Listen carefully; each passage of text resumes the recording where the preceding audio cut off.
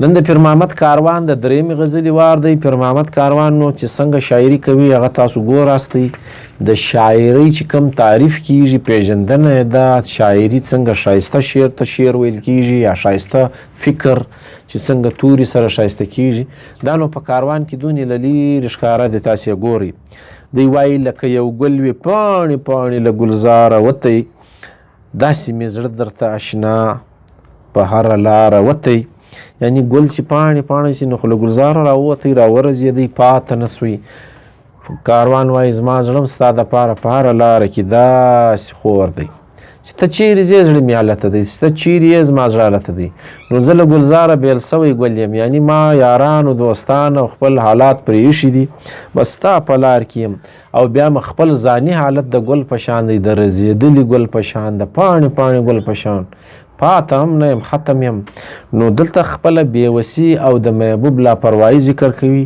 او دلته مثال وګورئ په شعر کې څومره رنګیني ده. لکه یو ګل وي پاڼې پاڼې له ګلزاره وتی، داسې مې زړه درته اشنا په هره لاره وتی. ستا د ښایست د لوی اسمان پر مشتري پرېوځي، د مینې ستوری مې د عقل له مداره وتی. ستا د ښایست د لوی اسمان پر مشتري پرېوځي. ښه ته چې څونې ښایسته یې، ستا د ښایست اسمان مشتري چې دی زما زړه دورې درسي. دلته د عقل له مداره وتلی دی. دا ته وایي شعرونه، دې ته وایي رنګین بیاني، دې ته وایي په شعر کې ښایست شعر. یعنی د مینې ستوری چې مدی دا د عقل له مداره وتلی دی. زما مینه دونې زیاته ده چې زیاته په عقل نه سموږي. څوک به د عقل خبرې راته کوي زه دا نه منم، ځکه چې زه د یو ښایست لوړ اسمان ته ختلی یم، هالته پر مشتري باندې اوسم. نو دلته ګورئ ښایست اسمان مشتري مینه ستوری عقل مدار، دا ګډ سره راوړو په یوه شعر کې. نو دا د کاروان لویي ده. په اسانه تورو د دې شعر معنا دا ده چې زه ستا پر ښایست باندې مین یم او مینه مې دونې در سره کړې ده چې په دې سلسله کې بیا زیاته زما عقل کار نه کوي. که زما عقل دی که بل څوک د عقل خبرې راته کوي، د دواړو خوا څخه یوه لاره نسته. سرندې واغوستې د درد او د سندرو جامې، دغه کیفیت له وچې څانګې د چناره وتی. ښه سرنده موږ چغکه ورته وایي، وایي دغه واغوستې د درد او د سندرو جامې. سندره چې غږیږي په چغکه کې، او نو چغکه څنګه زاړي څنګه ناري وي، فریاد هغه غږ هغه ته هغه زړانده غږ ویلی دی. نو دی وایي له دغه کیفیت له وچې څانګې د چناره وتی. اوس نو که وچه څانګه له چناره واخلو نو له دغه څخه لرګی جوړ سوی دی، هغه نس یې جوړ سوی دی د سرندې د چغه کې له لرګي جوړېږي. زموږ خلک یې له توته جوړوي. ډېر خلک چې دي دا وچ لرګی څه ورته وایي شوون له دغه یې جوړوي، د دغه میان وکاږي بیا وایي دا ډېر ښه اواز کوي. نو دوی وایي دغه کیفیت چې دی له وچې څانګې د چناره وتی. چنار سي وچ سو نو یې نارې سوې، چنار سي وچ سو نو سرنده پیدا سو، چنار سي وچ سو نو فریاد او درد پیدا سو. نو مقصد څه چې دلته هره سندره چې موږ غږو، دلته چې زموږ د وطن هر حالات دي دا داسې دي چې بس زموږ هره خبر، هره نغمه، هره چغکه، هره سرنده چې غږیږي زموږ له وچه چناره را پاته ده. ځکه چې زموږ چنارونه اوبه نه لري، زموږ سیمه ورونو سزلې ده، زموږ وطن د شینګښتۍ له خوا کمبود لري، تاوانونو ته مخ دی. نو زموږ شعرونه، زموږ ادب، زموږ تخلیق به هم دغه رنګه خوږ وي، له درده به ډک وي. اوس اسان اوس پیر محمد کاروان د خپل دور څنګه شعرونه وایي، بس لږ سنجول غواړي، لږ دا کړکیانې خلاصول غواړي، لږ نور په دې حالاتو ننوتل غواړي چې څنګه ماحول دی د انسانانو د پښتنو په وطن. دا دلته په شعرونو کې موجود دی. نه دی غزل نه یو څو توري سره غیږ په غیږ دي، نه دی غزل نه یو څو توري سره غیږ په غیږ دي. چېرته یو درد یا هغې شوی له پرهاره وتی، هغه خبره نوره پراخه کړې د غزل نه دی یو څو توري سره مښتي دي، په دې کې شک نسته. چېرته یو درد دی باغې سوی له پرهاره وتی. له پرهاره یو درد پورته سوی دی،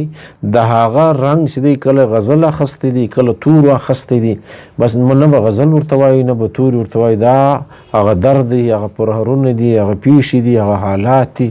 نو هغه هم کو شاعر نہ کہو سکے صاحب میر کے صاحب ہم نے درد و غم کتنے کیے جمع کے دیوان کیا. نو شاعران دا خبره ډیره کوي چې زموږ شعرونه نه دي، دا غمونه دي، بس تاسو نو خوند پر اخلئ دا شعرونه دي، موږ غمونه سره راټول کړي دي. پردي ګلونه یې د عشق په زبور څه پوهیږي، پردي ګلونه یې د عشق په زبور څه پوهېږي د داودي بلبلو سیل مې له د یاره وتی ښه داودي بلبل یعنی اوس څنګه خبرې کوي زبور له داود علیه السلام سره تړل سوی کتاب نو دا سړی وایي د عشق زبور چې دی د دغه پر دغه ګلونو باندې د عشق په زبور نه پوهېږي ځکه چې زموږ داودي بلبلان چې دي دا د دیار له سیله وتلي دي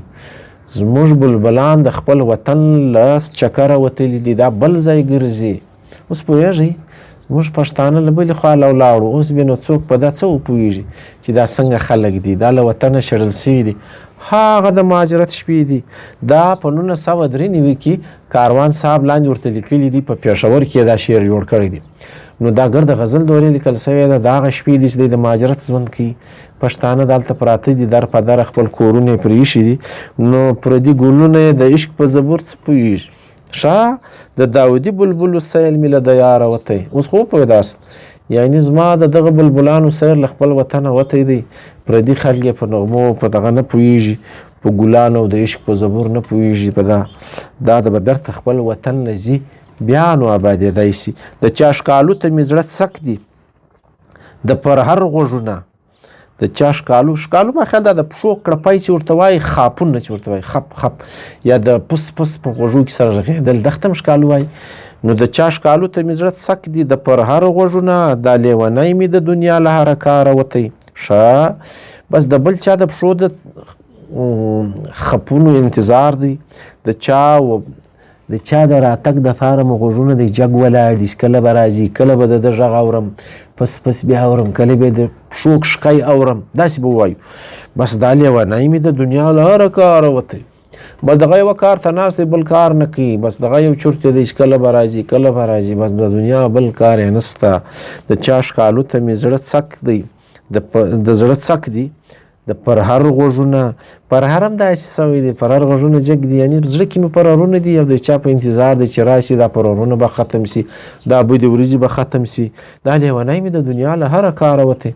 نور یو کار نه کوي دا زما لیونی زړه ځان ښي محبوب ښي بل ښي سړی ښي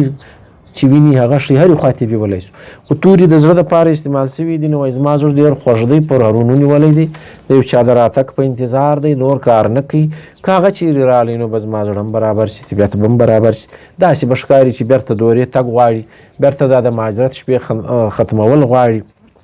دا خبره یې کړې ده چې دورې ورسېږم دا پیښې به ګردې ختم سي ستا د خندا د سپین تصویر د لارویو سره کاروان د اوښکو پرونو مخ لکه انداره وتی ستا د خندا د سپین تصویر د لارویو سره ښه داسې تصویر دی چې کې خاندې دې ته چې وګورو د کاروان د اوښکو پرونو مخ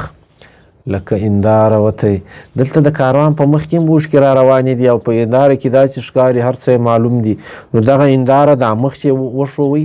دی وایي دا ستا د دا سپین مخ د خندا تصویر چې دی دا په کاروان باندې اوښکې بهوي نو اوس دا داسې آزاد محبوب ورته ویلی سو وطن تصویر یې لیدلی دی د خپل محبوب تصویر یې لیدلی دی چې هغه خاندي بیا حالات اوس نه دي هغه رنګه نو اوس چې دوی ورته وګوري اوښکې په راتوی سي چې دا تصویر خو پخوانی دی د یو خندا تصویر دی اوس خو هغسې نه نو زه چې ورته وګورم دا زما هنداره مخ چې دی هغه هم په اوښکو باندې لوند سي یا دا ستا د هندارې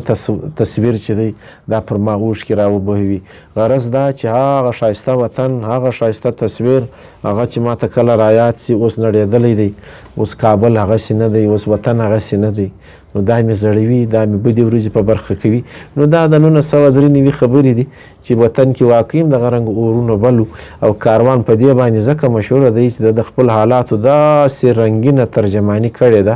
تورې داسې په انګریزي کې وایي سلیکټډ ورډز استعمالوي چې سړی حیرانوي ځکه په اوسني شاعرانو کې د پیر محمد کاروان حیثیت ډېر لوړ دی